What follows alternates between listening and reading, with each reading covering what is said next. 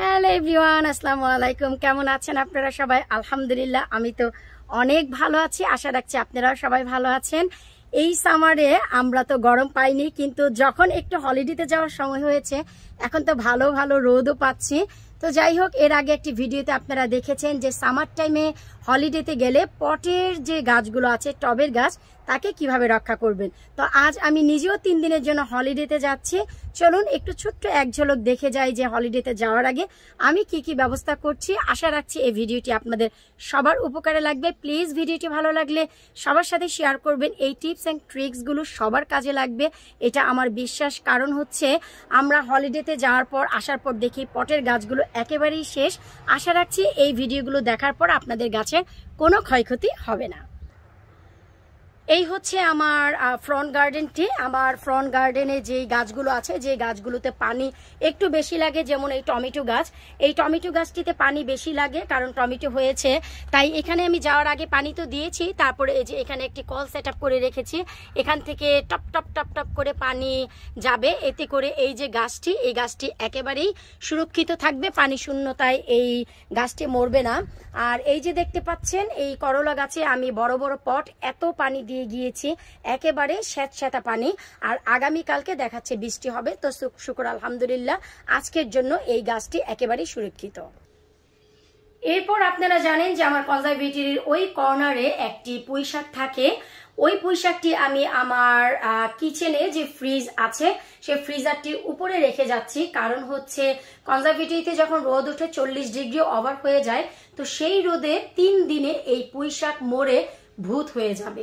So এখানে হচ্ছে আমি সকালবেলা 1.5 লিটার চাল এবং ডাল ধোয়ার পানি দিয়ে গিয়েছি আগামী 3 দিন, এতে আর কোনো সমস্যা হবে না।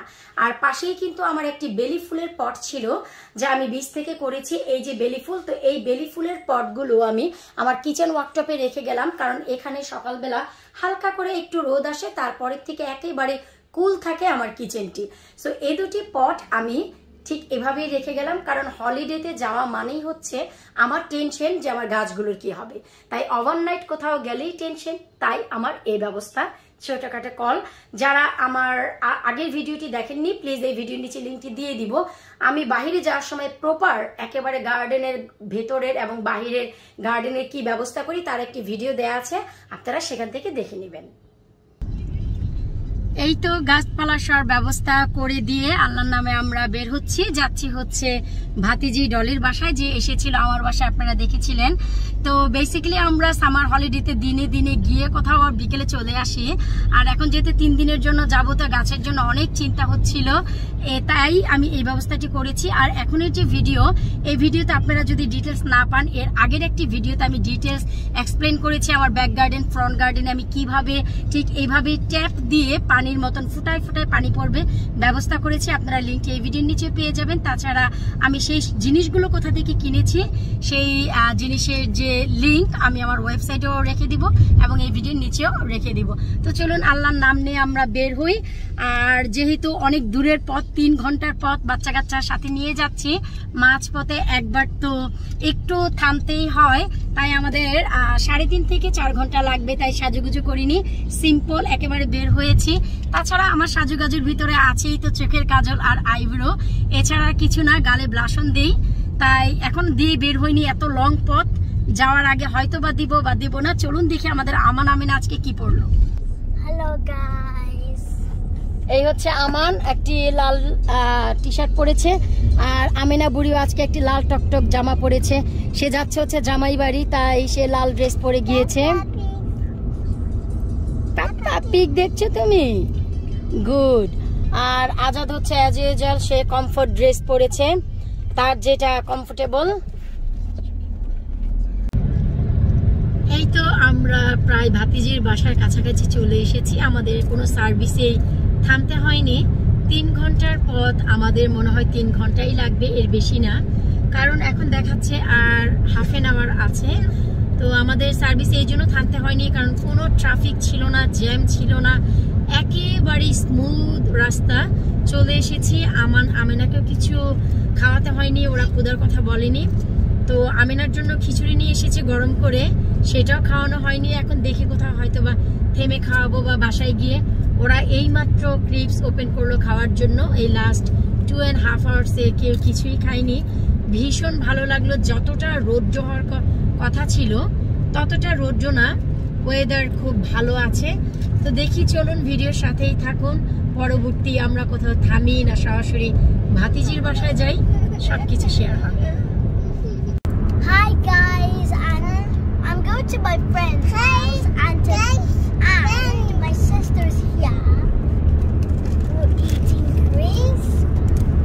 তুমি কোথায় যাচ্ছ? কাদের বাসায় যাচ্ছ? Going to Mama's house. Really? Yeah. Mama's house. Yeah. মামা হাউস? মামা হাউস যাবা? আমি না তো তুমি দুলুভাই বাসায় যাবে? ওকে, তুমি দুলুভাইয়ের সাথে কি ঘুরতে যাবে? গুড। শপিং করবে? গুড। শুধু একার জন্য করবা না কিন্তু, জামাইয়ের কাছ থেকে মার জন্য কিনে নিয়ে আসবা। ওকে?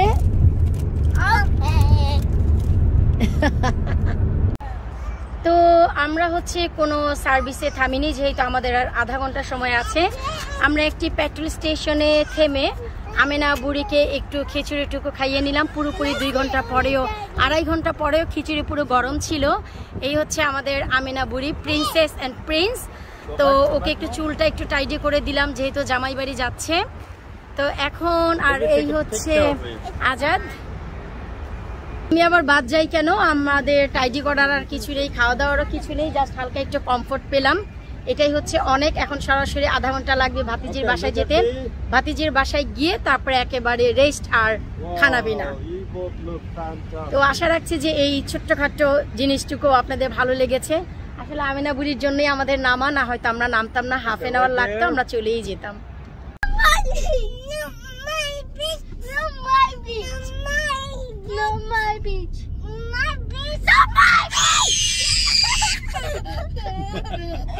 মা গো, আমি না, এটা তো আমার ভয়েস।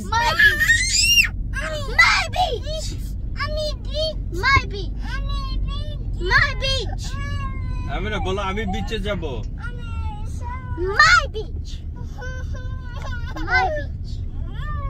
এই হচ্ছে গাড়িতে এদের ফাইটিং চলে। আর আমিনার গলা তো আপনারা দেখলেনি, মাশাআল্লাহ মাশাআল্লাহ বলা চলে। ভোটে দাঁড়াইলে এই জিতবে, এটা ভাই আমার ধারণা। এই তো ফাইনালি ভাতিজির বাসায় চলে এসেছি। It's a really nice place, Colchester. এটা পুরাটাই হচ্ছে আর্মি এরিয়া। সব আশেপাশে যত বাড়ি দেখছেন সব আর্মি। আর্মির মাঝখানে আমার ভাতিজির বাড়িটি হয়ে গেছে আর্মির বাসা ছাড়া।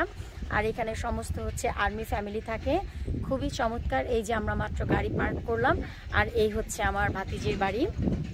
তো চলেন আমরা আপনাদেরকে সাথে নিয়েই ভেতরের দিকে যাচ্ছি। খুবই চমৎকার ওয়েদার, রোদ এবং বাতাস মিলানো আছে। তো ভাতিজিকে এখনো বলিনি যে আমরা এসেছি, সরাসরি বাড়ির ভেতরে চলে যাব। আমি নিয়ে আসছি। এই যে ফাইনালি হচ্ছে ভাতিজির বাসায় চলে এসেছি। আপনারা যারা দেখেছিলেন আমার ভাতিজিকে লাস্ট উইক, তো এই সপ্তাহে আমরা এসেছি। এই মাত্রই আমরা এন্ট্রি করলাম। তো চলুন একটু ঘুরে ঘুরে আমরা একটু ভাতিজির বাসাটা আগে দেখি। ঠিক আছে, এই যে আমাদের আমেনা বুড়ি আর হচ্ছে আমান। তুমি কি খাচ্ছ? Mama says juice. ওকে। আমেনা তুমি চক্কা খাচ্ছ?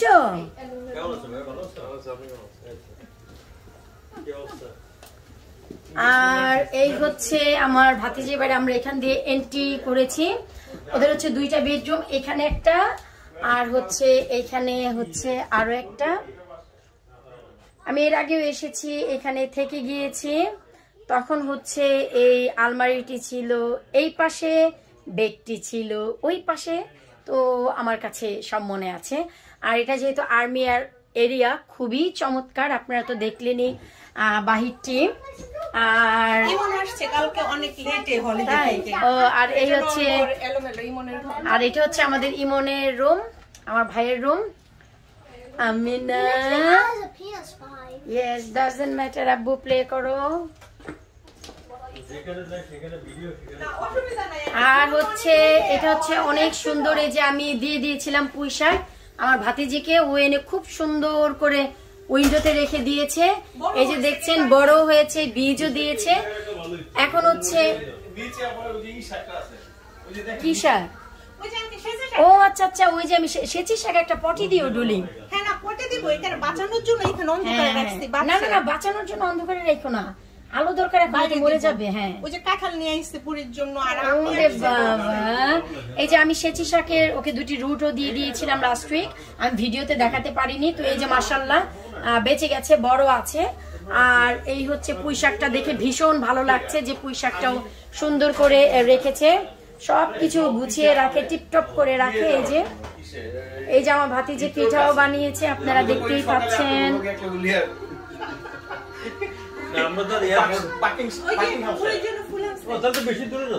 এই যে আমাদের জামাই আমাদের মেয়ের জন্য ফুল এনে রেখেছে মেয়ে কই মেয়ে কিছু বুঝো মেয়ে কই খুব সুন্দর ফুল এনেছে আর এই হচ্ছে আমার ভাতিজি এখন রান্না বান্না করছে কি রান্না করছে একটু দেখাও আন্টি এটা হচ্ছে আমানের চিকেন এটা হচ্ছে আমানের জন্য যে চিকেন রোস্ট রান্না করছে আমার তো চিকেন ছাড়া কিছু চলে না আমানের হ্যাঁ হ্যাঁ না ঠিক আছে হ্যাঁ আমিও ছোট করে চিকেন অলওয়েজ রান্না করি আর এটা হচ্ছে যে ল্যাম এই যার হচ্ছে ল্যাম্প করতেছে চপটা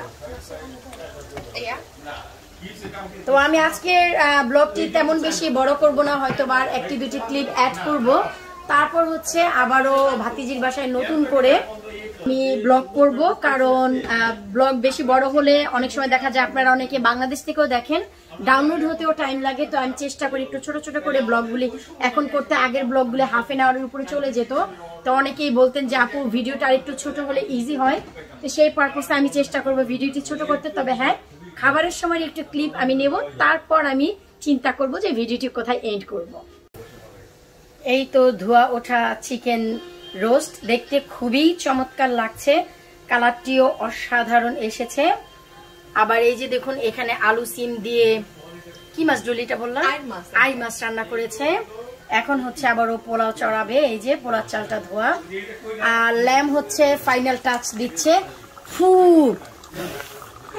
এই যে ল্যাম খুব চমৎকার হয়েছে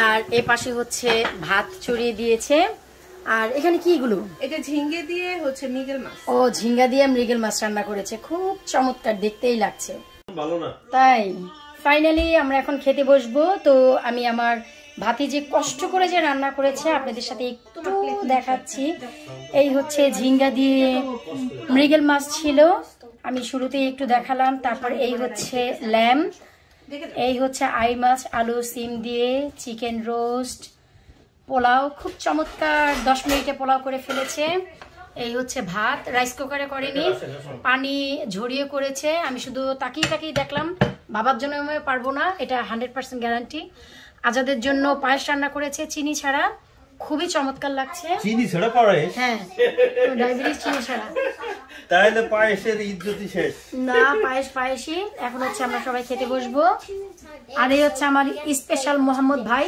ওর তো আলু ভাজি নাই আলুও দেখতেছি না আমার আলু কি দিয়ে খাবে আর এই হচ্ছে আমার মিয়া আমার হচ্ছে চিকেন আর পোলাও খাবে এই তো এখন হচ্ছে সব পরিবার সহ আমরা খেতে বসেছি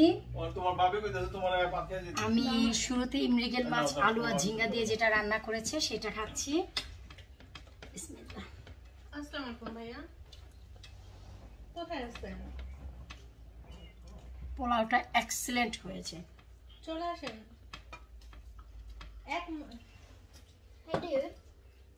আর আজাদ বরাবরই ওই যে খাবার নিয়ে সোফার উপরে বসে টুকুর টুকুর করে দূরে বসে যাতে কেউ না বোঝে আসলে সবকিছু এসে খায় সবাই মনে করে কিচ্ছু খায় না আজাদ মিয়া আর এই হচ্ছে আমানকে আমি রাইস আর চিকেন দিয়ে দিয়েছি আমান আব্বু হ্যাঁ আর আমি হচ্ছে খাচ্ছি আপনাদেরকে রিভিউ দিচ্ছি ইমনের ঘরে আমরা ফ্লোরিং করে শুয়ে পড়ব সমস্যা নেই ভাই দেখি খুবই মজা হয়েছে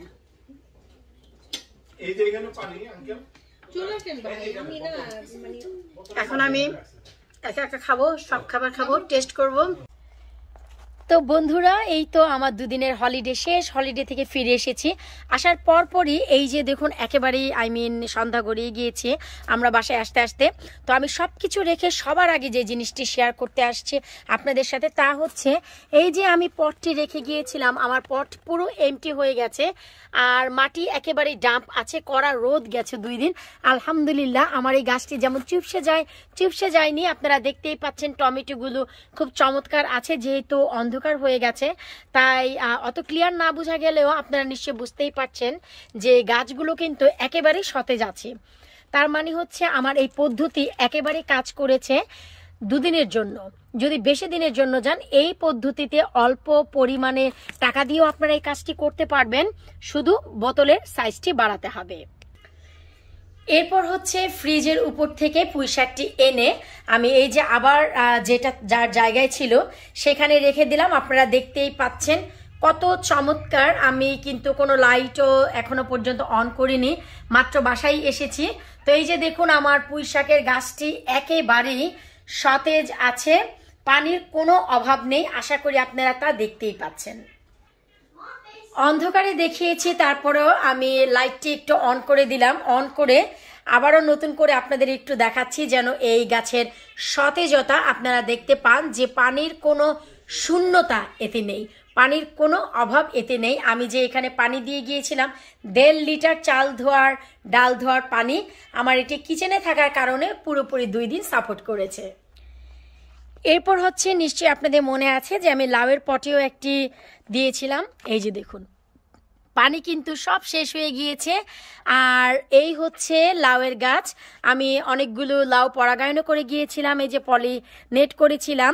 তো এই যে গাছটি দেখুন, গাছ কিন্তু একেবারেই সতেজ আছে, গাছটি কিন্তু কোনো ক্ষয়ক্ষতি হয়নি। এই যে আর যেমন কি বলেছিলাম পাশের গাছটিও আলহামদুলিল্লাহ কোনো ক্ষয়ক্ষতি হয়নি। বড় পট ছিল, আমি বড় পটে একেবারে আমার মনে হয় গলা পর্যন্ত আমি পানি দিয়ে গিয়েছিলাম, তাই 2 দিন পরেও টানা রোদেও আমার লাউ গাছ একেবারে সতেজ আছে।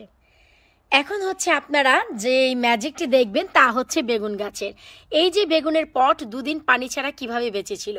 এই যে দেখুন সবগুলো পানি শেষ হওয়ার পর আমি যখন আসি তখন একেবারে বোতলের শেষে পানি ছিল, কারণ এখানকার ফোর্স আমি একটু কমিয়ে দিয়ে গিয়েছিলাম যেন একটু ফোটায় আসে। এসে দেখলাম বেগুনটিও সতেজ হয়ে গেছে এবং সাইড দিয়েও আরও বেগুন হয়েছে। আর এই যে দেখুন সবগুলো আমার বেগুন গাছ একেবারেই সতেজ আছে। আর এসে দেখি যে আমার 2 দিন পরে এসে দেখি যে গাছে অনেক বেশি বেগুনও চলে এসেছে। এই যে দেখুন, আর এই যে শেষের পট, এই পটটিতেও 3টি বেগুনের গাছ। আপনারাই বলুন যে কোনো গাছের কি কোনো ক্ষয়ক্ষতি হয়েছে? ভাই আমি তো ঘরে ঢুকেই শুধু ব্যাগগুলো রেখেছি আর আপনাদের সাথে এই যে দৃশ্য এটি শেয়ার করতে আসলাম। আশা রাখছি আপনাদের এই পদ্ধতিটি অবলম্বন করে দূর দূরান্তে যেতে পারবেন অল্প টাকায়, একেবারে অল্প টাকায় এই খরচে আপনারা গাছগুলোকে একেবারে প্রাণ দিয়ে রাখতে পারবেন। তো যাই হোক, বিদায় নিচ্ছি আজকের মতন। আল্লাহ হাফিজ।